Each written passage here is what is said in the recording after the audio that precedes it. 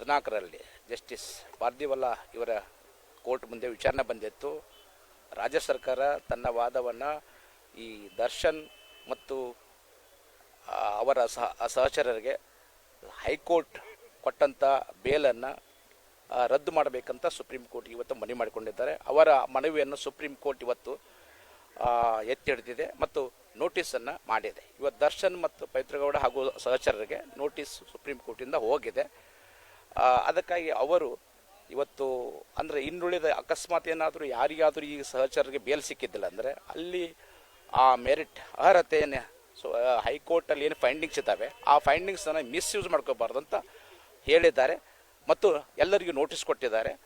ಈ findings of the high court what ever has been observed in the impugned judgment may not be influence to grant a bail to the co accused ಅಂತ ಹೇಳಿದ್ದಾರೆ. ಆದರೆ ಇದರಲ್ಲಿ ಏನಾಗಿದೆ ಅಂದರೆ ಎಲ್ಲ ಸಹಚರಿಗೂ ಕೂಡ ಬೇಲ್ ಸಿಕ್ಕಿದೆ, ಎಲ್ಲರೂ ಹೊರಗಡೆ ಇದ್ದಾರೆ. ಅದಕ್ಕಾಗಿ ಈ ಅಬ್ಸರ್ವೇಷನ್ ಏನು ಅವರಿಗೆ ಏನು ಹೆಚ್ಚು ಅನಾನುಕೂಲತೆ ಆಗೋದಿಲ್ಲ ಅಂತ ನನ್ನ ಭಾವನೆ. ಇವತ್ತು ಸುಪ್ರೀಂ ಕೋರ್ಟ್ ನೋಟಿಸ್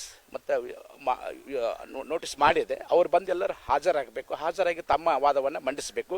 ಹೈಕೋರ್ಟು ನೂರಾರು ಮತ್ತು ಸಾವಿರಾರು ಪೇಜ್ಗಳ ಒಂದು ಆರ್ಡರ್ ಇರೋದ್ರಿಂದ ಅದು ತನ್ನದೇ ಆದ ಫೈಂಡಿಂಗ್ಸನ್ನು ಕೊಟ್ಟಿದ್ದರಿಂದ ಅದಕ್ಕೆ ಸಮಯ ಬೇಕಾಗತ್ತೆ ಅಂತ ಹೇಳಿದ್ದಾರೆ ಮತ್ತು ಇದರ ಫೈಂಡಿಂಗ್ಸನ್ನು ಮಿಸ್ಯೂಸ್ ಮಾಡ್ಕೋಬಾರ್ದು ಅಂತ ಕೂಡ ಹೇಳಿದ್ದಾರೆ. ಇವತ್ತಿನ ಫಸ್ಟ್ ಹಿಯರಿಂಗಲ್ಲೇ ಅರ್ಜಿ ವಜಾ ಆಗುತ್ತೆ ಅನ್ನೋ ಹೌದು.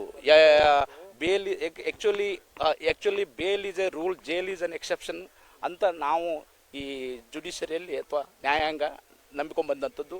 ಅದು ಪ್ರಿನ್ಸಿಪಲ್ ಫಲ ಅಂದರೆ ಒಬ್ಬ ಅಪರಾಧಿ ಕೊಲೆ ಅಥವಾ ಇನ್ಯಾವುದೇ ಆರೋಪ ಹೊಂದಾಗ ಅದು ಟ್ರಯಲ್ ಆಗಬೇಕು. ಟ್ರಯಲಲ್ಲಿ ದಾಖಲೆಗಳನ್ನು ನೋಡಬೇಕು, ಸಾಕ್ಷಿಗಳ ವಿಚಾರ ಮಾಡಬೇಕು.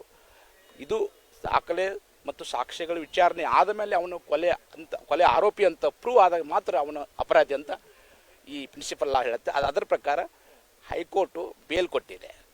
ಬೇಲ್ ಕೊಟ್ಟಿದ್ದರೆ ಇವರು ಸರ್ಕಾರದವರು ಈಗ ಸುಪ್ರೀಂ ಕೋರ್ಟಲ್ಲಿ ಮನವಿ ಮಾಡಿದ್ದು ಇದು ಹೀನಿಯಸ್ ಕ್ರೈಮ್, ಇದು ಅಮಾನವೀಯ ಒಂದು ಕೃತ್ಯ. ಅದಕ್ಕಾಗಿ ಇವರ ಮಾಡಿದಂಥ ಅತ್ಯಾಚಾರ ಅನಾಚಾರವನ್ನು ಎಲ್ಲವನ್ನು ಇವತ್ತು ಹೇಳಲಿಕ್ಕೆ ಪ್ರಯತ್ನಪಟ್ಟರು. ಆದರೆ ಕೋರ್ಟ್ ಏನು ಹೇಳಿತು, ನಾವು ವಿಚಾರಣೆ ಮಾಡ್ತೀವಿ, ನೋಟಿಸನ್ನು ಮಾಡ್ತೀವಿ ಅಂತ ನೋಟಿಸ್ ಮಾಡಿದ್ದಾರೆ.